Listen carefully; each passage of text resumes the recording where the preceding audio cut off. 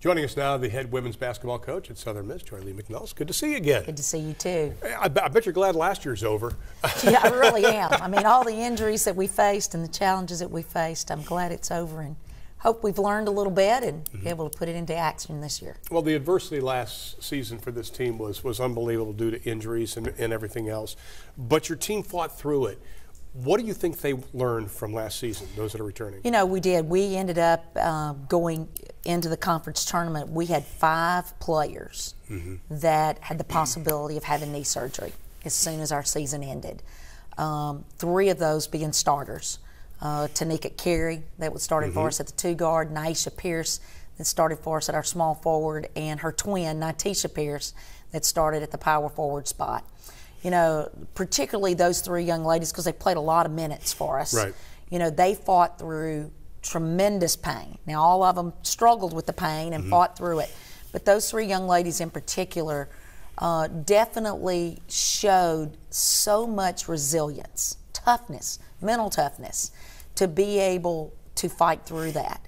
What in turn I think it did for our team, I think it, as a team, we truly, because of being in it. You don't ever know until you're in it.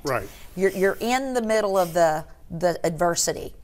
And I think the one thing our team came out of ending the year last year was we never gave up. We fought to the end. We talked about fantastic February going to be our month because of us playing some home games, having some bus trips. And our team believed, they bought in that fantastic February was going to prepare us for March Madness. And as we were able to push through and play with the attitude is we're never going to give up. We're going to fight to the end, to the horn sounds.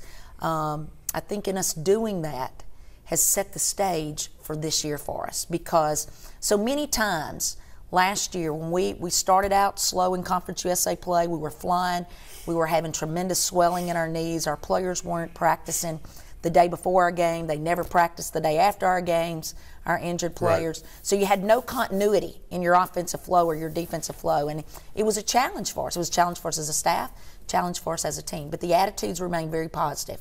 You know, they always continued to believe, and so when it fell into place for us to be able to have a schedule in February that was very favorable to us with injuries, you know, we were able to see that fighting through, never giving up, being resilient, you know, believing in each other, you know, buying in that no matter what is put ahead of us, that we're going to be able to defeat it as a team.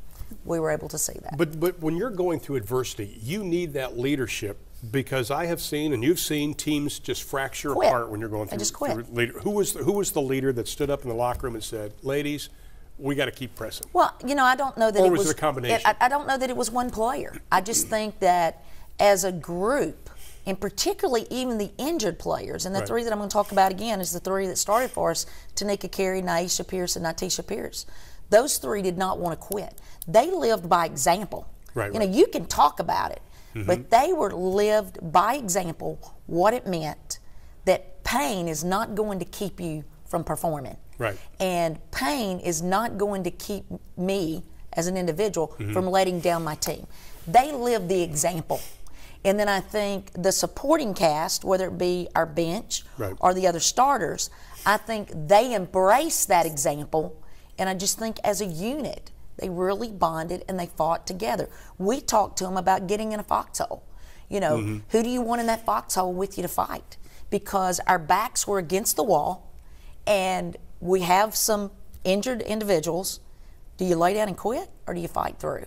And I think as a unit, with the 3 of them leading by example, you saw this team really come together. Well, one of the players I think that stood out for all of us was Jamira Faulkner. I mean, she's very talented. She's coming back this season. Jamira is a very, very talented young lady, and she's a very driven young lady. And obviously, she was the leader on the floor for us last year in making things happen for us defensively, creating offensive opportunities, played with tremendous amount of confidence. She and Nytisha, one of the twins, they're best friends. They're buddies. And I really and truly believe Nytisha's overall attitude of fighting through the injury gave Jamira the extra surge to fight for her friend, to fight for her team. So Jamira, when her friend was in pain, Jamera played for her and her teammate. And I think that was something that was very special. And I think not only did we see them fight through, but we saw Jamera Faulkner, we saw her game surge. Right. Because, again, she didn't want to let down her friend nor her teammates. And she picked up a lot of the slack. I mean, she led us in scoring, she led us in assists, she led us in steals. Almost every statistical category, it was Jamera Faulkner.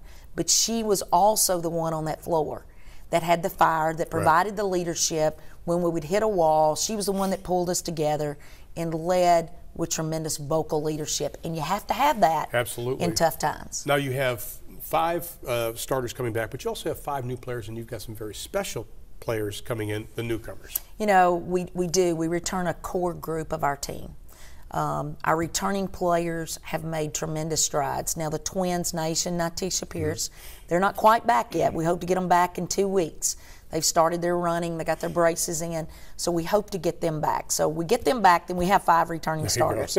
And that's our prayer, obviously, is to get them back, and they're ready to get back.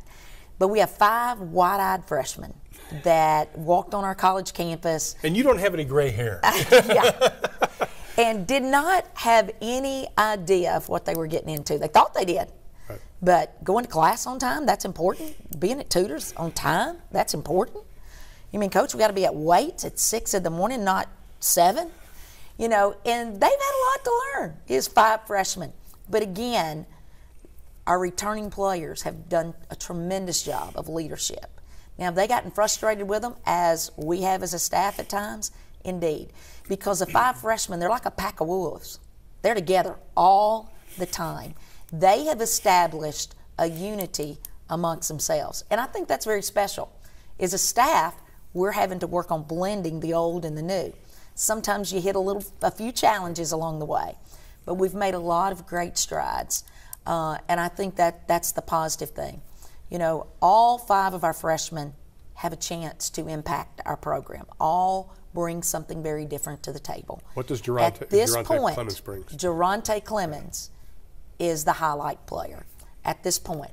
You know, she is so competitive. It is fun to watch she and Jamera Faulkner in practice just get after it. Diving on the floor after loose balls, snagging rebounds. I mean, she had 24 rebounds in our practice the other day at 5'7". But she's such a competitor. She's resilient. She pushes through. She's going to get steals. She's a fun player that you just sit back and watch and say, wow. But I truly believe she has an opportunity to leave a great legacy at Southern Miss. She possesses all the qualities that it takes to be a great player. She has the God-given ability. But I think what separates her is her competitive spirit and her willingness to give her very best every day. She don't take off a play in practice. That's correct. You know, you always have players that take off plays. She does not take off a play. And at the end of practice, she doesn't even look very tired. But she is going to give her all-out effort, and I think that's what makes her special. But I'm going to tell you, there's 4 other freshmen that you can't count out that I think have some very special tools. And once they quit all their thinking, they're doing the thinking. Geronte's not thinking, she's reacting. The others are trying to think through everything. And once that comes to fruition, that they understand exactly what they're doing and where they're going, I think it's going to be a great year. It's going to be fun blending the old with the new. Well, Coach, I wish you the very best this season. No more injuries. That's right. That's what we've got to have. No injuries. Thank you. All right, Coach. Thanks so much.